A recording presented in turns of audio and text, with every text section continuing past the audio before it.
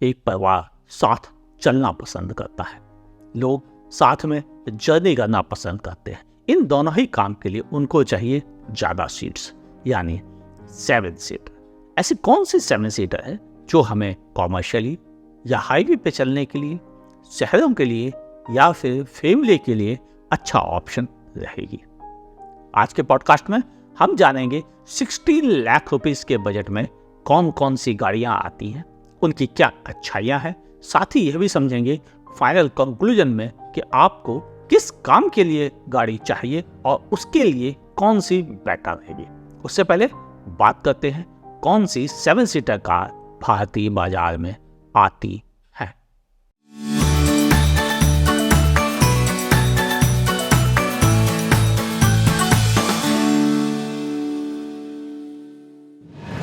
शुरुआत उन गाड़ियों के नाम से जो इंडिया में आ रही हैं, चाहे उनकी कीमत 2.25 करोड़ रुपए ही क्यों ना हो या सस्ती भी हो सकती हैं 6 लाख कुछ हजार से। शुरुआत करते हैं एक सिट्रोएन C3 एयरक्रॉस SUV।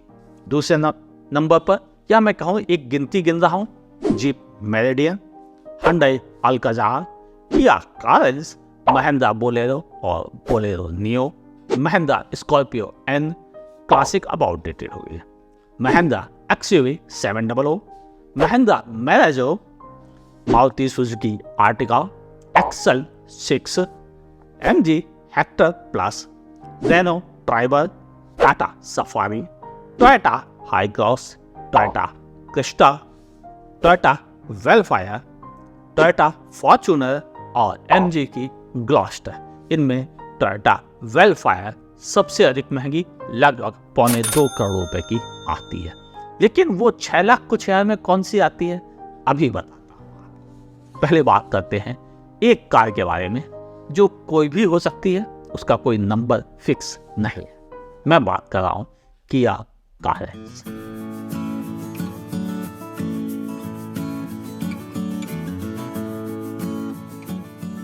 किया कारेंस 10,44,000 रुपये कीमत से अपने 7 सीटर वर्जन में आती है।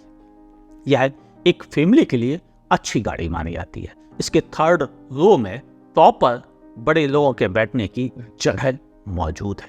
केवल दिखावे की 7 सीटर नहीं, यह काम की 7 सीटर कही जाती है। इसकी एक और अच्छाई है, वह है कि यह SUV जैसा दिखती है। नतीजा लोगों को वो MPV जैसा फील नहीं चाहिए, SUV चाहिए, तो कारेंस एक अच्छा ऑप्शन है।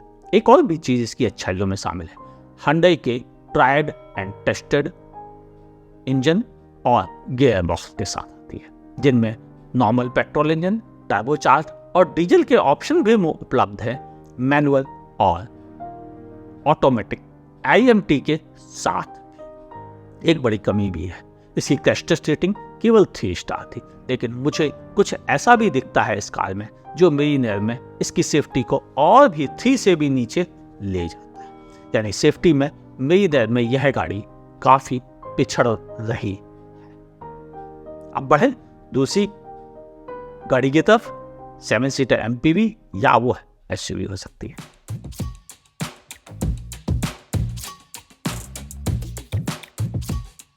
Citroen C3 Aircross SUV। Citroen भारतीय बाजार में सबसे नई नवेली कंपनी है। हालांकि यह स्लांटिस ग्रुप की वही कंपनी है जो जीप और फिएट कारों के साथ भारतीय बाजार में रही। इंडिया में इसके 1-2 नहीं 3 प्लांट हैं जिनसे यह सोर्स करती है गाड़ी बनाना। यह फ्रेंच कंपनी की गाड़ी देखने में बिल्कुल अलग दिखती है, हालांकि ज्यादा बड़ी SUV जैसा फील कराती है। राइड क्वालिटी में अव्वल दर्जे की है। इंजन भी सिर्फ 1.2 है, लेकिन टर्बो चार्ज्ड इंजन है और जो बहुत बेहतरीन 190 Nm का टॉर्क देती है। इसकी कीमत है 11,69,000 रुपीज। 5 सीटर बहुत कंफर्टेबल है। हालांकि पीछे की 2 रो केवल बच्चों के लिए ही सूटेबल या इमरजेंसी पर्पज में यूज करने के हिसाब से बनी है। सबसे बड़ी कमी मेरी नजर में अभी भी कंपनी को अपने सर्विस नेटवर्क पर काम करने की जरूरत है। हालांकि वह डोर स्टेप पर ही कार की सर्विस की सुविधा उपलब्ध कराती है, पूरे इंडिया में, आप चाहे किसी गांव में ही क्यों ना रहते हो। आपके शहर में सर्विस स्टेशन नहीं है, फिर भी आप अपने घर पर सर्विस पा सकते हैं। अब बढ़ते हैं अगली गाड़ी की तरफ। जानी पहचानी भारतीय सड़कों पर हर जगह राज करती है, पहाड़ हो या गांव। मैं बात कर रहा हूं महिंद्रा बोलेरो और बोलेरो नियो के बारे में।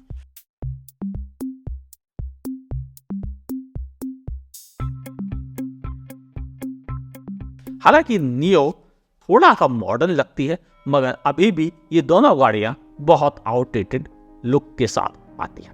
9,80,000 रुपीज से इनकी कीमत शुरू हो जाती है। कॉमर्शियल पर्पज से यूज करने के लिए इसका 1.5 लीटर इंजन बहुत धमाकेदार है। यह अच्छी पावर भी देता है आपको और रीजनेबल फ्यूल एफिशिएंसी भी देता है। भारतीय सड़कों पर रफ एंड टफ गाड़ियों के मामले में बोलेरो का कोई जोड़ नहीं है। हालांकि इसे फैमिली के लिए बिल्कुल सूटेबल नहीं है, क्योंकि आराम की बहुत कमी है। ऊपर से सेफ्टी के मामले में भी इसका कोई क्रैश टेस्ट भले ना हुआ, लेकिन सबको पता है कि अगर ये क्रैश टेस्ट में जाएगी तो 0 ही स्कोर कर सकती है नियमों के अनुसार। लेकिन फिर भी भारतीय बाजारों में इसका राज कम नहीं होता है।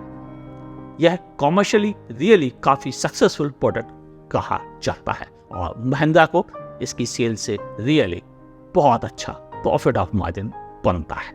अब बात करते हैं आपसे एक और कार के बारे में। बात कर रहा हूं महिंद्रा के घर से ही स्कॉर्पियो।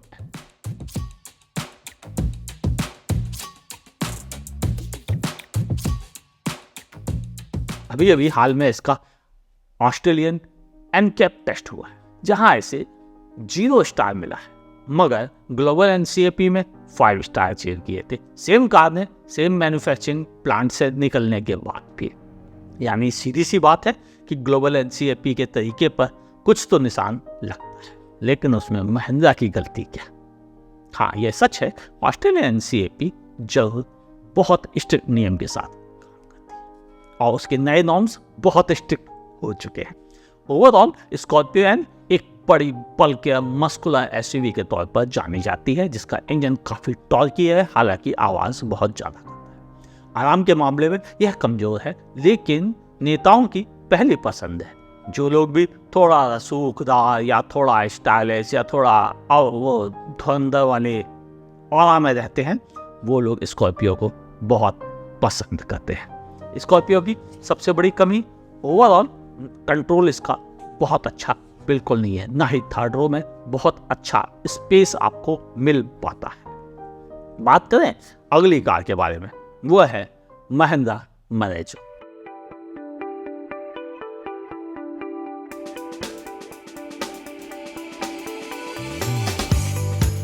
मरेजो महिंद्रा क्या मैं कहूं, इस पूरे ग्रुप की लिस्ट की सबसे कम बिकने वाली कारों में।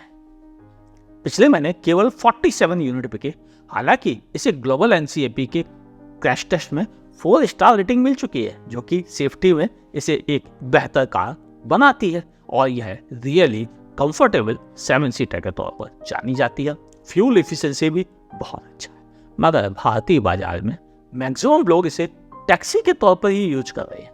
लोगों ने इसकी फैमिली काबिलियत को पहचानने से इनकार कर दिया। हालांकि मेरी नज़र में यह एक अच्छी फैमिली एमपीवी है, जिन्हें ज्यादा चलना पड़ता है उनके लिए।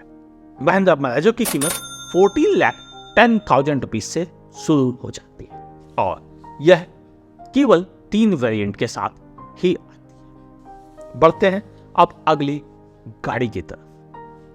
मैं बात कर रहा हूं मारुति सुजुकी के प्लेटफॉर्म से निकली हुई, चाहे वह नेक्सा पे बिक रही हो या फिर अरीना में आर्टिगा और एक्सन 6।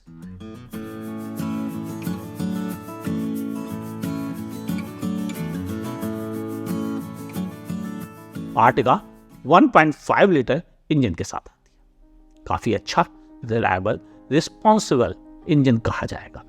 गियर बॉक्स के मामले में भी काफी अच्छा है, फैमिली की पसंद है। हालांकि टैक्सी कोटे में भी इसे उतनी ही रिस्पेक्ट मिल जाती है, खासतौर से सिटी कैब के तौर पर। हाईवे पर भी लोग इसे बहुत सुकून के साथ चलाना पसंद करते हैं, लेकिन जब शहरी फैमिली की बात आए तो लोगों को एक्सेल 6 कहीं ज्यादा इक्विप्ड, ज्यादा स्टाइलिश, ज्यादा मॉडर्न नजर आती है। और एवरेज की बात आए तो इसका कोई जोड़ इस पूरे सेगमेंट में किसी भी कार के हाथ में नहीं है, और यह अपने माइल्ड हाइब्रिड अवतार के साथ भी आती है। ओवरऑल एक्सेल 6 फैमिली के लिए अच्छा ऑप्शन है। वहीं आर्टिगा कैब के अलावा फैमिली पर्पस के लिए जिन्हें एक सीट ज्यादा चाहिए, एक अच्छा ऑप्शन कहलाती। मगर इसकी कमी, लोग मारुति को क्रिटिसाइज करते हैं उसकी क्रैश टेस्ट रेटिंग की वजह से, लेकिन वो ये भूल जाते हैं कि जब कोई क्रैश टेस्ट एजेंसी थोड़ा अनबायस्ड तरीके से क्रैश टेस्ट नहीं करती है तो फिर मार्क्स बिगड़ते ही बिगड़ते हैं। हमने स्कॉर्पियो एन के साथ अभी हाल में देखा है। अब बात करते हैं एक अगली 7 सीटर गाड़ी के बारे में, जो कि सबसे कम कीमत की भी है। हाँ, मैं बात कर रहा हूं रेनो ट्राइबर।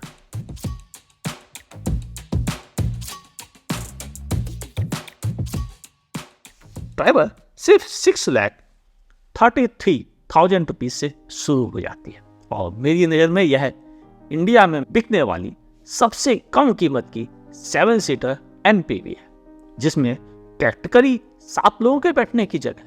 आप बड़े एडल्ट हैं तब भी पीछे की 3rd रो में आसानी से बैठ सकते हैं। स्पेस के मामले में इस कार की मॉड्यूलर फैसिलिटी का कोई जोड़ नहीं। आप पिछली सीटों को हटाकर बेशुमार बूट स्पेस भी ले सकते हैं। मैं इस कार को लेकर उत्तराखंड की पहाड़ियों पर भी गया हूं। हालांकि यह 1 लीटर इंजन के साथ आती है, मगर मुझे किसी भी पहाड़ी पर आने जाने में कोई दिक्कत का सामना नहीं करना। अब बात करें इसकी अच्छाई के बारे में, तो यह 4 स्टार क्रैश टेस्ट रेटिंग के साथ आती है, मगर इसकी बिल्ड क्वालिटी बहुत पुअर है। यह हर जगह आपको एहसास कराती है कि यह कम कीमत वाली सस्ती बिल्ट वाली गाड़ी है, मगर अपने पैसा वसूल ऑप्शन की वजह से सबसे ज्यादा लोगों द्वारा पसंद की जाती है। इसकी सबसे बड़ी अच्छाई, एक फैमिली के लिए ओकेजनली 7 सीटर की जरूरत है तो इसका कोई जोड़ नहीं है।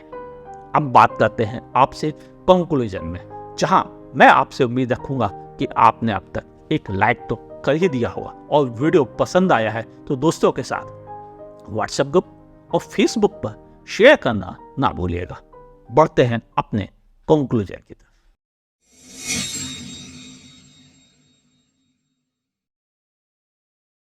कंक्लूजन की बात आए तो कंक्लूजन क्लियर कट आपको दे रहा। कौन जीता?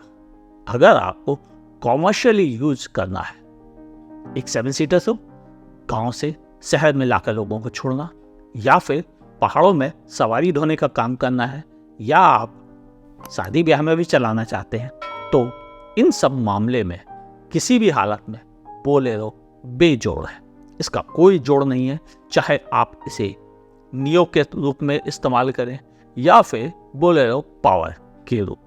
दोनों ही रूप में यह कॉमर्शियल पर्पज के लिए बहुत अच्छा ऑप्शन है, क्योंकि इसकी मेंटेनेंस रियली काफ़ी कम है। सड़क के किनारे कहीं भी रिपेयर हो जाती है। ओवरऑल अच्छी रफ एंड टफ है, जिसे आप सालों साल इस्तेमाल कर सकते हैं। यानी कॉमर्शियल पर्पज के लिए बोलेरो बेजोड़ है। अगर आपको हाईवे फैमिलीज के कैब के तौर पे चाहिए तो आर्टिगा इसके मुकाबले ज़्यादा बेहतर ऑप्शन है, क्योंकि दिल्ली, पुणे, मुंबई बड़े शहरों में अगर आप कैब के तौर पे बोलेरो चलाएंगे कोई भी आपको हायर नहीं करेगा। वहाँ पे आर्टिगा इस काम के लिए ज़्यादा बेटर ऑप्शन बन जाती है। लेकिन उनका क्या, जिन्हें केवल शहर में चलना है, फैमिली के साथ चलना है, ऐसे लोगों के लिए फैमिली पर्पज के लिए एक्सेल 6 मारुति की तरफ से ट्रस्ट, रिलायबल इंजन और बेहतरीन सर्विस नेटवर्क के साथ आती है। वहीं अगर आपको बहुत कम चलना है, कभी कभी फैमिली की जरूरत है, तो ट्राइबर आपके लिए एक ऑप्शन बनती है। मगर अगर आपको अपने परिवार के लिए एसयूवी जैसी थोड़ी ऊंची कद की गाड़ी चाहिए जो थोड़ा सा इंप्रेशन भी जमा सके, तो किया कारेंस इस मामले में अच्छी है। उसे शहर में चलाने के लिए कोई शिकायत का मौका नहीं मिलेगा। मॉडर्न डिजाइन, इंजीनियरिंग, अच्छी फैसिलिटी और 7 लोगों के बैठने की बढ़िया जगह कारेंस को रियली एक अच्छी फैमिली सिटी एसयूवी बनाता है। वहीं आर्टिगा हर जगह फिट होने वाली एक ऑलराउंडर कार के तौर पर जानी जाती है। मगर अगर आपको सिर्फ और सिर्फ हाईवे पे चलना है और 16 लाख का ही बजट है तो क्या करेंगे? फिर आपको चाहिए मैरेजो। यह कंप्लीट 7 सीटर के साथ आने वाली एक अव्वल दर्जे की हाईवे क्रूजर है, जो आराम के मामले में रियली काफ़ी बेजोड़ है। मगर अगर आपको एक एसयूवी जैसा लुक चाहिए हाईवे पर चलने के लिए, और एक रिलायबल कार चाहिए और अच्छे पावरफुल इंजन के साथ गाड़ी चाहिए, तो आप सिट्रोन C3 एयरक्रॉस एसयूवी को भी कंसीडर कर सकते हैं। यह एसयूवी लुक में रियली हाईवे पे चलने में बहुत बेजोड़ है।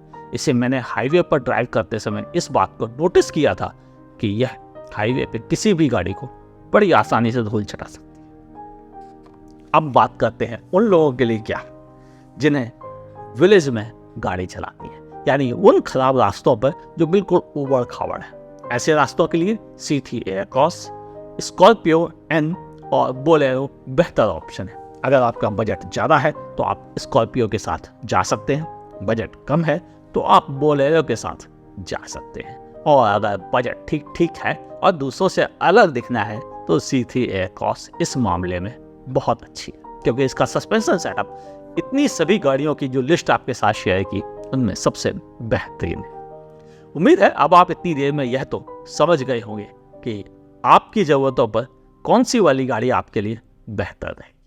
और फ्यूल एफिशिएंसी की अगर बात आती है तो आर्टिगा और XL6 सबसे बेहतर परफॉर्म करती है।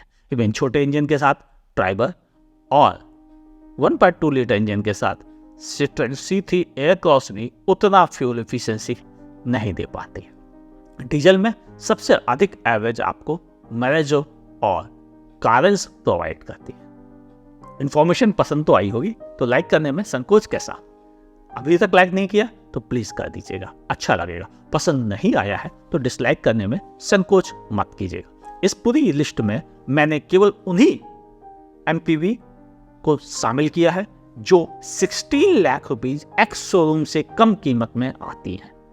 अगर इससे ऊपर वाली एसयूवी पर आपको वीडियो की जरूरत है, जिनमें कि XUV 700, Innova Crysta, high cross के बारे में बातें हों, या फॉर्च्यूनर, ग्लॉस्टर के बारे में बातें हों, या हेक्टर प्लस के बारे में बातें हों, तो प्लीज़ मुझे नीचे कमेंट सेक्शन में लिखिएगा। मैं उस पर भी एक अलग पॉडकास्ट आपके साथ शेयर करना पसंद करूंगा। आप मुझे कहाँ सुन रहे हैं या देख रहे हैं, लिखिएगा नीचे कमेंट सेक्शन में। ऐसे ही बेहतरीन पॉडकास्ट के लिए फॉलो कीजिए आज का गुरु को।